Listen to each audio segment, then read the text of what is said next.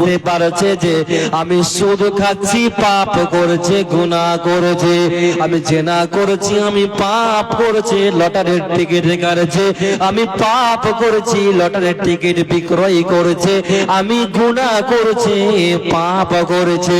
আপনি সবই বুঝতে পারছেন কোনটা পাপ, কোনটা নেকি, কোনটা নেকি, কোনটা আমল, আপনি সবই বুঝতে পারছেন। যে আমল করলে পারে আপনি জান্নাতে যাবে আপনি সেটাও জানছেন, আর যে আমল না করলে আপনাকে জাহান্নামে যেতে হবে আপনি সেই আমলটাও আপনি জানছেন। এই জন্য নবী বলছেন, পৃথিবীর মানুষরে, ও আমার বান্দা বান্দি, তোমরা সরা আসমান থেকে নিয়ে জমিন পরিপূর্ণ গুনাহ করেছ, নিজের নফসের প্রতি জুলুম করেছ, তুমি নিজের নফসের প্রতি অন্যায় করে ফেলেছ। তোমার মতন পাপী আর সোল পাড়ার মধ্যে কেউ না, তোমার মতন গুনাহগার উত্তর দিনাজপুরের মধ্যে আর কেউ না। তো আমার নবী বলছেন, শোনো উম্মত রে, তোমরা যতই গুনাহ করো না কেন, আল্লাহর নিকটে যদি অনুতপ্ত হয়ে যেতে কোন বান্দা যদি ফিরে যেতে পারে, তো আল্লাহর নবী বলছেন তাবাল্লাহু আলাইহি, আল্লাহ সুবহানাহু ওয়া তাআলা তার জীবনের সমস্ত গুনাহকে আমার রব ক্ষমা করে দেবে। বুঝতে পারছেন? দেখেন, আপনি জেনে শুনে পাপ করেছেন, আপনি যতই গুনাহ করেছেন, আপনি ফিরে আসুন, আল্লাহর দিকে ফিরে আসুন। ভাই, পৃথিবীতে কেউ চিরস্থায়ী থাকার জন্য আসে নাই। আজ হোক অথবা কাল হোক, আমাদেরকে এই পৃথিবীর মায়া ত্যাগ করে সে আখিরাতের জগতে আমাদেরকে রওনা দিতে হবে, সে পরজগতের দিকে আমাদেরকে রওনা দিতে হবে। ধরেন যে আপনি ধরেন আমি আপনাদের এখানে জালসা করতে এসেছি, আমি আপনাদের এখানে মেহমান, আমি আপনাদের গ্রামে, আমি আপনাদের এলাকাতে থাকার জন্য আসে নাই, ঠিক আছে? আমি আপনাদের এলাকাতে থাকার জন্য আসে নাই, আমি একটা নিয়াত করে এসেছি, আমি মুসাফির হালাতে এসে আমি জালসা করে আমি আবার চলে যাব। তেমনি আল্লাহ বলছেন, বান্দা তোমাদেরকে আমি সে মুসাফির হালাতে আমি তোমাদেরকে মেহমানের মতন করে আমি তোমাদেরকে পৃথিবীতে বেড়াতে পাঠিয়েছি, আমি ঘুরতে পাঠিয়েছি কিছুদিনকার জন্য। বান্দা তোমরা দুনিয়াতে মেতে পড়ো না, দুনিয়ার মহব্বতে তুমি মেতে পড়ো না। এই জন্য নবীজি বললেন, সরো আল্লাহর নবী বিশ্ব নবী বলেছেন, যদি কোনো বান্দা যদি গুনাহ করার পরে আল্লাহকে বলে রব্বুল আলামিন, ওগো আমার পালন কর্তা, ওগো আমার স্রষ্টা, ওগো আমার আল্লাহ, আমি গুনাহ করেছি, আমাকে মাফ করে দাও, আমাকে তুমি ক্ষমা করে দাও, আমার জীবনের গুনাহকে মাফ করে দাও। তখন আল্লাহ সুবহানাহু ওয়া তাআলা ফেরেশতা মণ্ডলীকে বলতে থাকেন, ও আমার ফেরেশতা মণ্ডলী শোনো, আমার বান্দাকে জানে তার একজন পালনকর্তা আছেন, আমার বান্দা কি জানে তার গুনার কারণে আমি আল্লাহ তাকে আমি জাহান্নামে দেব, তাকে আমি শাস্তি দেব। ও ফেরেশতারা তোমরা সাক্ষী থাকো, আমি আল্লাহ তাকে ক্ষমা করে দিলাম, আমি তাকে মাফ করে দিলাম। নবীজি বলেছেন, আবার যদি অনুতপ্ত হয়ে কোন বান্দা যদি আল্লাহকে বলতে থাকে, ওগো আল্লাহ, ও আমার পালনকর্তা, আমাকে মাফ করে দাও, আমাকে ক্ষমা করে দাও, আমার মতন পাপী আর পৃথিবীর জমিনে কেউ নাই, আমার মতন পাপিষ্ঠ আর পৃথিবীর জমিনে কেউ নাই। আল্লাহর নবী বলেছেন, যদি কোন বান্দা যদি অনুতপ্ত হয়ে আল্লাহ সুবহানাহু ওয়া তাআলার দরবারে যদি দুই কান হাত তুলে যদি কান্না করতে পারে, দুই কান হাত তুলে যদি বলতে রাখে, রব্বুল আলামিন, ওগো আমার পালনকর্তা, আমি গুনাহ করেছি আল্লাহ, আমার মতন পাপী আর এই এলাকার মধ্যে কেউ না। আল্লাহর নিকটে আপনি দুই কান হাত তুলে আপনি দুই ফোঁটা চোখের পানি ফেলেন। আল্লাহর নবী বলছেন, যদি কোনো বান্দা যদি অনুতপ্ত হয়ে ভুল বুঝার পরে আল্লাহর নিকটে যদি মাপ চায়, বিশ্ব নবী বললেন, নবীজি আমার বলেছেন, তখন আমার রব ফেরেশতা ফেরেশতাদেরকে বলতে থাকেন, ও ফেরেশতা মণ্ডলী, আমার বান্দাকে জানে তার গুনার কারণে আমি রব তাকে শাস্তি দেব, তার পাপের কারণে তাকে শাস্তি দিব। আমার বান্দাকে জানে তার একজন স্রষ্টা আছে, আমার বান্দাকে জানে তার একজন পালন কর্তা আছে।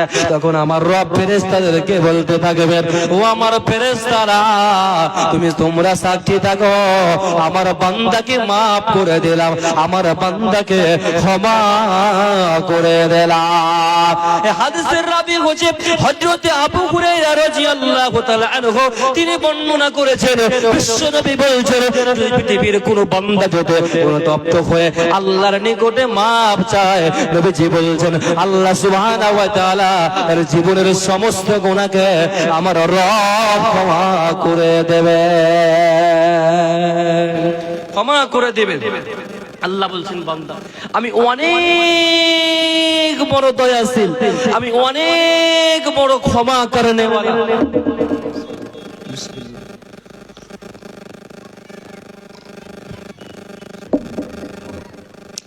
আল্লাহ বলছেন আমি অনেক বড় ক্ষমা করনে ওয়ালা, মাফ করনে ওয়ালা, আমি অনেক বড় দয়ালু।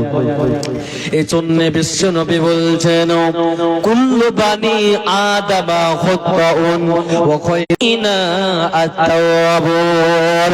বিশ্ব নবী বলেছে, পৃথিবীতে যত আদম সন্তান আছে, পৃথিবীতে যত ইনসান আছে, পৃথিবীতে যত মানব মণ্ডলী আছে, আল্লাহর নবী বলেছেন সবাই অপরাধী, সবাই গুনাহ করবে। মানুষের ক্ষমতা আছে যে গুনাহ করবে, ফেরেশতার ক্ষমতা নাই গুনাহ করার। অতএব বিশ্ব নবী বলছেন যে মানুষ গুনাহ করার পরে আল্লাহর নিকটে ক্ষমা চাইতে পারবে, আল্লাহর নিকটে মাফ চাইতে পারবে। বিশ্ব নবী বলছেন খয়রান, সে সব চাইতে বেহতার, সে সব চাইতে উত্তম, সে সব চাইতে সাকসেসফুল, সে সব চাইতে কামিয়াব হয়ে যাবে। এই জন্য আল্লাহর নবী বলছেন, উম্মত গুনাহ করেছো তোমার মতন, গুনাহ করেছো, লা তাকুনাতু মিন রাহমাতিল্লাহ, আল্লাহর দয়া থেকে তোমরা কেউ দূরে সরে যাবে না, যাবে না, যাবে না, তোমরা কেউ দূরে সরে যাবে না। এজন্য বিশ্ব নবী বলছেন, ইয়া আইয়ুহান নাস, আল্লাহ রাসূল বলছেন, হে মানব সম্প্রদায়, হে মানব সম্প্রদায়, হে ইনসান, ইয়া আইয়ুহান নাস তুবু ইলাল্লাহ, তোমরা আল্লাহর নিকটে তওবা করো, বেশি বেশি করে তোমরা মাফ চাও, বেশি বেশি করে তওবা করো, হাসো কম কাঁদো বেশি, হাসো কম কাঁদো বেশি, হাসো কম কাঁদো বেশি। বিশ্ব নবী এই জন্য বলছেন, আল্লাহ রাসূল বলছেন, ইয়া আইয়ুহান নাস তুবু ইলাল্লাহ ফা ইন্নী আতুবু ফিল ইয়াউমি ইলাইহি মিয়াতা মাররাতিন। আল্লাহর নবী বলছেন, ও মানব সম্প্রদায়, ও মানুষ দল, মানুষের দল, তোমরা শোনো শোনো, তোমরা আল্লাহর নিকটে তওবা করো, কারণ আমি দিনে 70 মাররাতান, দিনে আমি 70 বারের বেশি আল্লাহর নিকটে আমি তওবা করি। আল্লাহ রাসূলের আগের এবং পরের, পূর্বের এবং পরের গুনাহ, সব গুনাহকে আমার রব ক্ষমা করে দিয়েছিলেন। আল্লাহ সুবহানাহু ওয়া তাআলা বিশ্ব নবীর জীবনের সমস্ত গুনাহকে আমার রব ক্ষমা করে দিয়েছিলেন। এরপরে আল্লাহ রাসূল 70 মাররাতান, এরপরে বিশ্ব নবী দিনে 70 বারের বেশি আল্লাহর নিকটে তওবা করবে।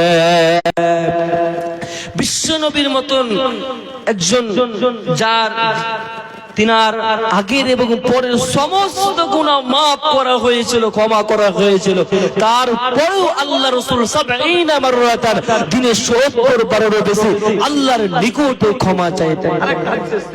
এটা হচ্ছে মুসলিম শরীফের হাদিস। আল্লাহ রাসূল বলেছেন, আল্লাহ রাসূল বলেছেন, পৃথিবীর মানব সম্প্রদায় তোমরা দিনে বেশি বেশি করে আল্লাহর নিকটে জাহান্নাম থেকে পানা চাও, বেশি বেশি করে জান্নাত চাও, সে জাহান্নাম থেকে তোমরা পানা চাও, কবরের আযাব থেকে পানা চাও। কেননা আমি আল্লাহর নিকটে মিয়াতা মাররাতের, আমি দিনে 100 বেশি আমি আল্লাহর নিকটে আমি তওবা করি।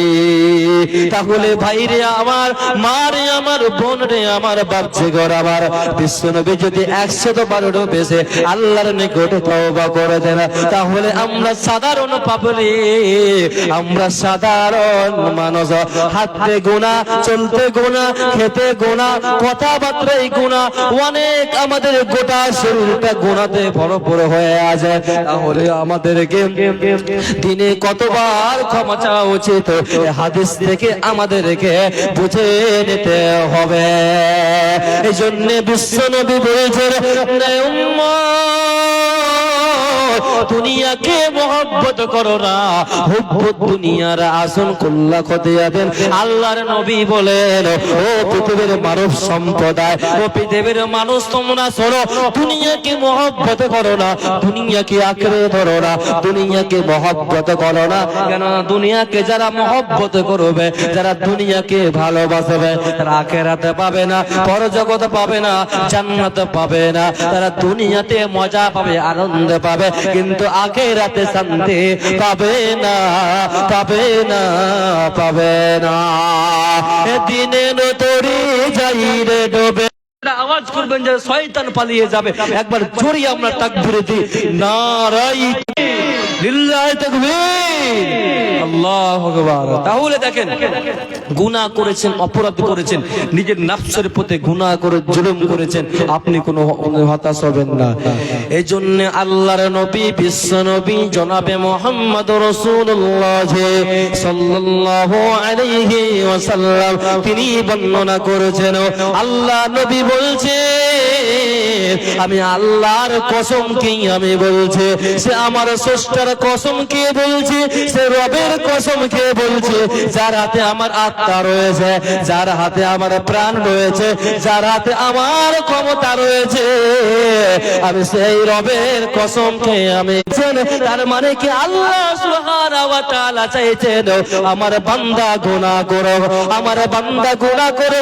জি না, না, না, আমার আল্লাহ চাই না যে আমার বান্দা গুনাহ করে।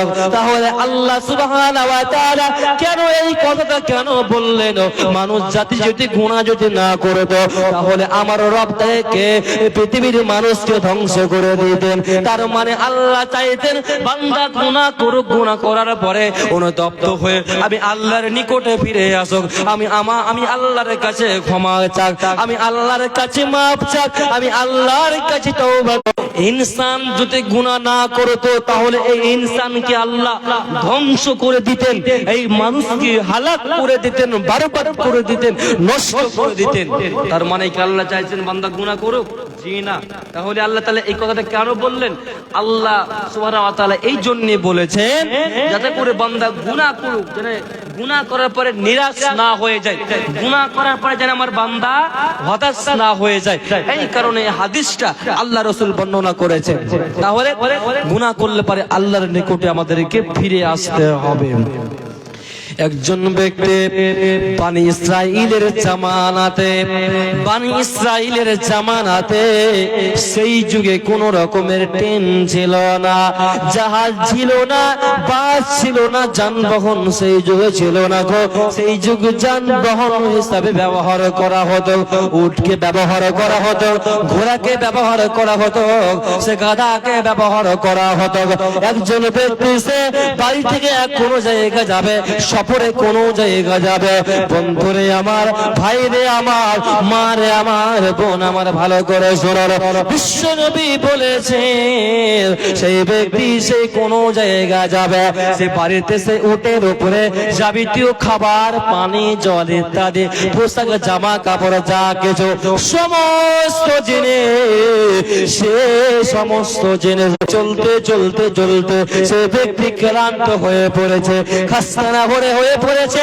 একটা কথায় মাথায় রাখবেন, যদি মানুষ যদি বেশি চলাফেরা করে, মানুষ যদি বেশি পরিশ্রম করে, মানুষ যদি বেশি হাঁটা চলাফেরা করে, মানুষ যদি বেশি কাজ করে, তাহলে মানুষের শরীরটা অটোমেটিক খাস্তারা হয়ে যায়। কিন্তু বন্ধু আমার, ভাই আমার, মা আমার, বোন আমার, ভালো করে শোনর, বিশ্ব নবী বলেন, আল্লাহর নবী বলেছেন, সে ব্যক্তি মরুভূমিতে হাঁটতে হাঁটতে অনেক দূর পথ চলতে চলতে অনেক দূর পথ চলে গেছে, কিন্তু সে খাস্তানা হয়ে পড়েছে।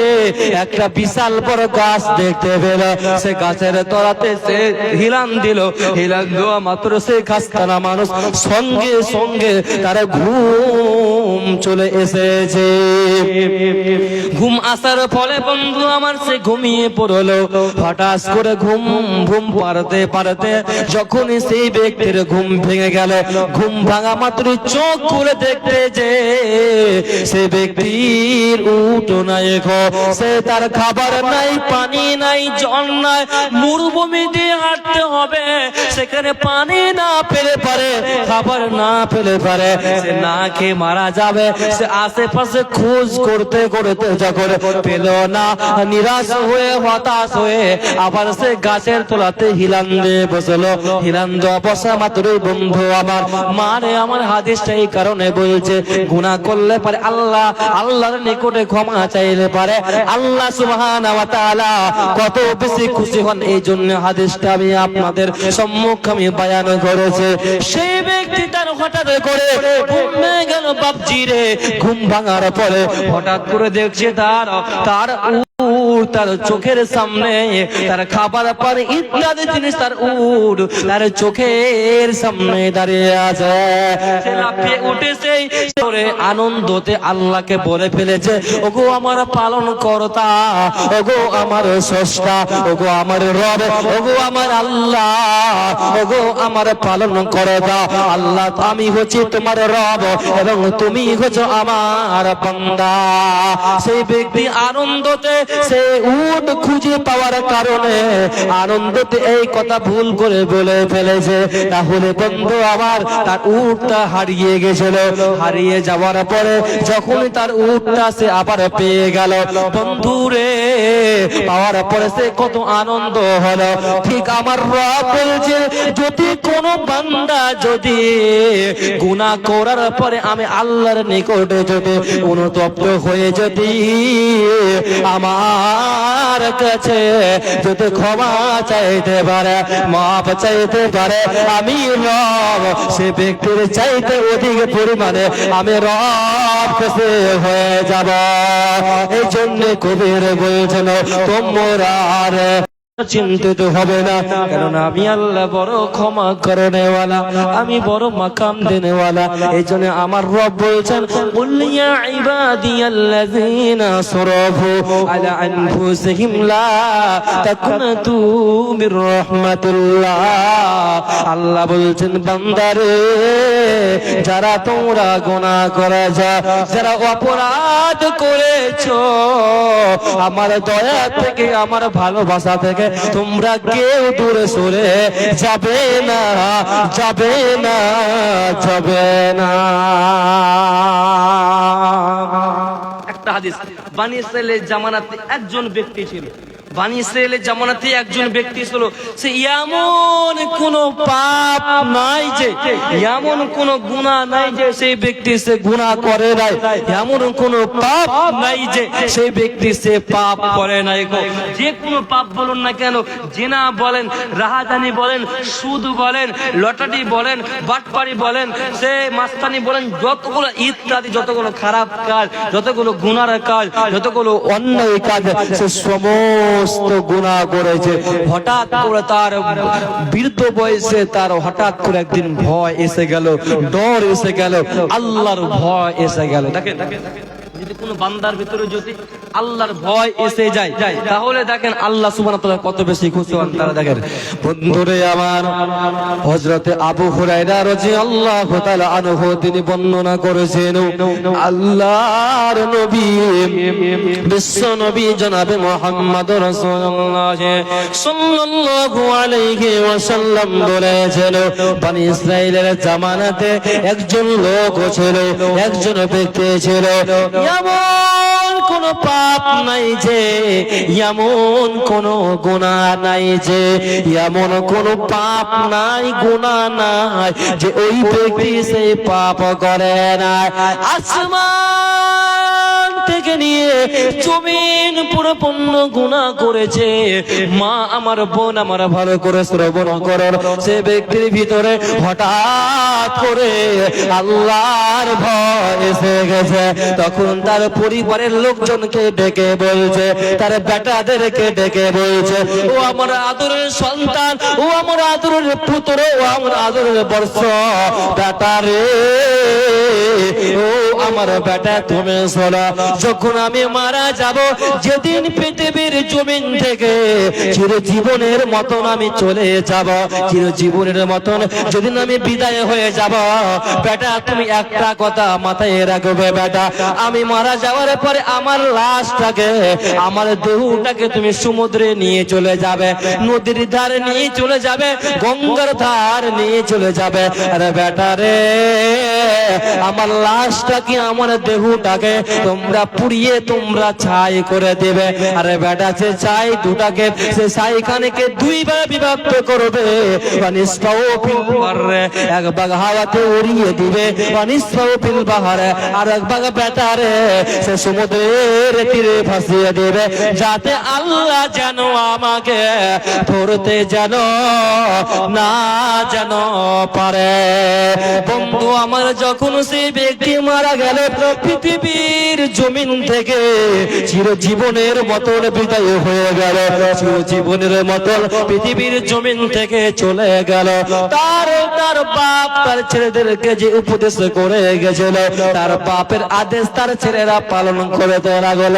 মারা যাওয়ার পরে তার পরিবারের লোকজন তার লাশকে ঘাড়ে করে নিয়ে সেই সমুদ্রের তীরে নিয়ে চলে গেল। আর সমুদ্রের তীরে নিয়ে যাওয়ার পরে বন্ধুরে লাশকে পুড়িয়ে ছাই করে দিল। পুড়িয়ে ছাই করার পরে এক ভাগ জমিনে ছিটিয়ে দিল, আর এক ভাগ সমুদ্রেতে ভাসিয়ে দিল, নদীতে ভাসিয়ে দিল। ঠিক আমার রব সে ব্যক্তিকে কিয়ামতের দিন উঠিয়ে জিজ্ঞাসা করবে, ওরে কলিমুদ্দিন, ওরে আব্দুল গাফফার, ওরে আব্দুল সাত্তার, তুমি বলো কেন কেন কেন তোমার পরিবারের লোকজনকে কেন এই উপদেশ করে গেছিলে, তোমার ছেলে মেয়েদেরকে কেন এই উপদেশ করে গেছিলে?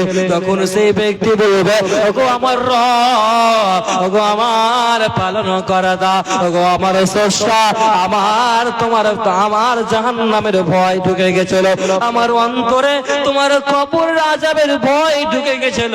আর পৃথিবীর জমিনে এমন কোন পাপ ছিল না যে, পৃথিবীর জমিনে এমন কোন গুনাহ ছিল না যে আমি সেই পাপ করে নাই, আমি সেই গুনাহ করে নাই। ওগো আমার রব, তোমার জাহান্নামের আযাবের ভয়ে এবং কবরের আযাবের ভয়ে এবং আখিরাতের রব্বুল আলামিন আমার পরিবারের লোকজনকে এইরকম উপদেশ আমি করে গেছিলাম। এরপরে আল্লাহ ওই ব্যক্তিকে বলবে, ওরে কলিমুদ্দিন, তুমি জানো না আমি আল্লাহর কত দয়া, আমি আল্লাহর কত মায়া, আমি আল্লাহর কত দয়া, আমি আল্লাহর কত মায়া।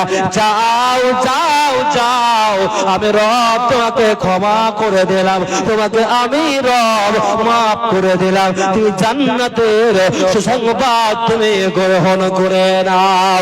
এই জন্য কবি বলছেন, আদরে আদর তোমরা বেশি বেশি করে তোমরা সে জাহান্নামের আযাব থেকে তোমরা পানা চাও, বেশি বেশি করে তোমরা সে জাহান্নাম থেকে পানা চাও, এবং বেশি বেশি করে তোমরা সে জান্নাত চাও, কবরের আযাব থেকে তোমরা পানা চাও। একজন সাহাবী আল্লাহ রাসূলের কাছে জিজ্ঞাসা করেছেন, সাআলা রাসূলুল্লাহি সাল্লাল্লাহু আলাইহি ওয়াসাল্লাম, নবী গো, ও নবী আপনি বলেন মানুষের মধ্যে সব চাইতে উত্তম ব্যক্তিকে, মুমিনের মধ্যে সব চাইতে ভাগ্যবান ব্যক্তিকে, মুমিনের মধ্যে সব চাইতে চালাক মানুষকে, মুমিনের মধ্যে সব চাইতে উত্তম ব্যক্তিকে। তো বিশ্বনবী বললেন, যারা দুনিয়াতে বেঁচে থাকা অবস্থাতে আখিরাতের পুঁজি করে নিল, সে কবরের পুঁজি করে নিল, পরজগতের পুঁজি বানিয়ে নিল। বিশ্বনবী বলেছেন, শোনো, ওই ব্যক্তি মুমিনের মধ্যে সব চাইতে বুদ্ধিমান মুমিন সে। এই জন্য বন্ধুগণ আমার, আল্লাহর কাছে আমাদেরকে মাফ চাইতে হবে। দুনিয়াতে বেঁচে থাকা অবস্থাতে আল্লাহর নিকটে মাফ চাইতে হবে। কেন না বাবা চলে গেছে, মা চলে গেছে, আত্মীয় স্বজন সবাই চলে গেছে, বন্ধুগণ আমার, ভাইরে আমার, নানা চলে গেছে, নানি চলে গেছে, পৃথিবীর জমিনে কেউ বাঁচার জন্য আর কেউ আসে না। পৃথিবীতে কেউ বাঁচার জন্য আসে নাই। এই জন্য আল্লাহ রাসূল মুআযকে বলছেন, আমি রমজান সম্পর্কে আমি কয়েকটা আপনাদেরকে আমল শিখিয়ে যাব, আপনারা সকলে রমজান সম্পর্কে আপনারা আমল করার চেষ্টা করুন। আমরা বলি ইনশাআল্লাহ, জোরে বলি ইনশাআল্লাহ। আমার রমজান সম্পর্কে সামনে কয়েকদিন পরে রমজান মাস চলে আসে, বরকতপূর্ণ মাস চলে আসে, মাহে রমজান চলে আসে। রমজান মাস মানে হচ্ছে পুড়িয়ে ছাই করে দেওয়া মাস, গুনাহকে আপনার পুড়িয়ে ছাই করে দেবে। এই কারণে ভাই রমজান মাসকে আমাদেরকে রমজান মাসে বেশি বেশি করে আল্লাহর নিকটে আমাদের কাছে তওবা করতে হবে। কেননা রমজান মাস এমন একটা বরকতপূর্ণ মাস। রমজান মাসে কোরআনকে অবতীর্ণ করা হয়েছে, রমজান মাসে কোরআনকে নাজিল করা হয়েছে। এই রমজান মাসের এত ফজিলত, রমজান মাসে এত আল্লাহ সুবহানাহু ওয়া তাআলা ফজিলত বর্ণনা করেছেন। এই রমজান মাসে এত সুন্দর করে আল্লাহ সুবহানাহু ওয়া তাআলা বলেছেন। হযরত আবু হুরায়রা রাদিয়াল্লাহু তাআলা আনহু তিনি বর্ণনা করেছেন, আল্লাহর নবী বিশ্ব নবী জনাবে মুহাম্মদ রাসূলুল্লাহ সাল্লাল্লাহু আলাইহি ওয়াসাল্লাম বলেন, আল্লাহ সুবহানাহু ওয়া তাআলা বলেছেন, রমজানের প্রথম রাত্রিতে, রমজানের প্রথম রাত্রিতে আল্লাহ সুবহানাহু ওয়া তাআলা 10 গুণ নেকি থেকে নিয়ে 700 গুণ পর্যন্ত আমার রব নেকিটাকে বাড়িয়ে দেন। ধরেন বন্ধু, আপনি এই মাসে একটা আলিফ পড়বেন, আলিফ পড়লে পরে আপনি 10 নেকি। রমজান মাসে যদি আপনি একটা আলিফ পড়েন, একটা লাভ যদি পড়েন, তাহলে 10 গুণ থেকে নিয়ে আপনি 700 গুণ পর্যন্ত আপনি নেকি পেয়ে যাবেন। এরপরও তার চাইতে বেশি পেয়ে যেতে পারেন। এই জন্য নবীজি বলছেন, পৃথিবীর মানুষ রে, ও পৃথিবীর মানুষ, এই রমজান মাসে বেশি বেশি করে তোমরা কোরআন তেলাওয়াত করবে, রমজান মাসে বেশি বেশি করে দান করবে, রমজান মাসে বেশি বেশি করে তোমরা আল্লাহকে ভয় করবে, আল্লাহর নিকটে তওবা করবে, আল্লাহর নিকটে ক্ষমা চাইবে। কেননা আল্লাহ বলছেন, বান্দা সরো, আমি আল্লাহ বড় দয়াশীল, আমি আল্লাহ বড় মাকাম দেনেওয়ালা, আমি আল্লাহ বড় ক্ষমা করনেওয়ালা। ওয়াতে বান্দা রে, তোমরা আমি আল্লাহর কাছে মাপ চাও, ক্ষমা চাও, আমি রব তোমাদেরকে মাপ করে দেব। বিশ্বনবী বলেছেন, যখন রমজানের প্রথম রাত্রি আসে, তখন জাহান্নামের যতগুলো দরজা রয়েছে, জাহান্নামের যতগুলো গেট রয়েছে, জাহান্নামের যতগুলো দরজা রয়েছে, সমস্ত দরজাকে আমার রব বন্ধ করে দেন, সমস্ত জাহান্নামের দরজাকে বন্ধ করে দেন। আর সেই দরজাগুলো কোনো দরজা খোলা হয় না। আর জান্নাতের যতগুলো দরজা রয়েছে বন্ধু আমার, সমস্ত দরজা খোলা হয়, তার কোনো দরজা খোলা, তার কোনো দরজা বন্ধ করা হয় না। এই জন্য নবী বলছেন, রমজান মাসে বেশি বেশি করে তোমরা আল্লাহর নিকটে তোমরা তওবা করবে, আল্লাহর নিকটে ক্ষমা চাইবে। এই জন্য নবীজি বলছেন, মান সামা রমাজান ঈমানাও ওয়া ইহতিসাবান। আল্লাহ নবী জনাবে মুহাম্মদ রাসূলুল্লাহ সাল্লাল্লাহু আলাইহি ওয়াসাল্লাম বলেছেন, পৃথিবীর কোন বান্দা যদি রমজান মাসে যদি রোজা রাখতে পারে, রমজান মাসে যদি সিয়াম রাখতে পারে, তো বিশ্বনবী বলছেন ঈমানা, যদি বান্দা যদি ঈমানের অবস্থাতে, ঈমানের হালাতে যদি ওয়া ইহতিসাবান নেকির আসাতে, সওয়াবের আসাতে যদি কোনো বান্দা যদি আল্লাহর সন্তুষ্টির জন্য যদি রমজান মাসে রোজা রাখতে পারে, তো বিশ্বনবী বলেছেন গুফিরা লাহু মা তাকাদ্দামা মিন জামবে। বিশ্বনবী তার পূর্বে সমস্ত গুনাহকে আমার রব সমস্ত গুনাহকে ক্ষমা করে দেবে। তাহলে রমজান মাসের কত ফজিলত দেখতে বুঝতে পারছেন। এই রমজান মাসে কোন বান্দা যদি ইমানের হালাতে এবং নেকির আশা সন্তুষ্টর জন্য যদি কোন বান্দা যদি আল্লাহর জন্য যদি রমজান মাসে রোজা রাখতে পারে, বিশ্বনবী বলছেন তার জীবনের সমস্ত গুনাহকে আমার রব ক্ষমা করে দেবেন। এরপরে বিশ্বনবী বলছেন, রমজান মাসে রোজা রাখার পরে মান কামা রমাজান ঈমানাও ওয়া ইহতিসাবান। যদি কোন বান্দা যদি রমজান মাসে তারাবি পড়তে পারে, 30টায় তারাবির সালাত আদায় করতে পারে, রমজান মাসটা যদি ইবাদতে যদি কাটিয়ে দিতে পারে, বিশ্বনবী বলে দিয়েছেন গফিরা লাহু মা তাকাদ্দামা মিন জামবে, তার পূর্বের সমস্ত গুনাহকে আমার রব ক্ষমা করে দেবেন। এতে শুধু কমতি নয়, এতে শুধু কমতি নয় বন্ধু।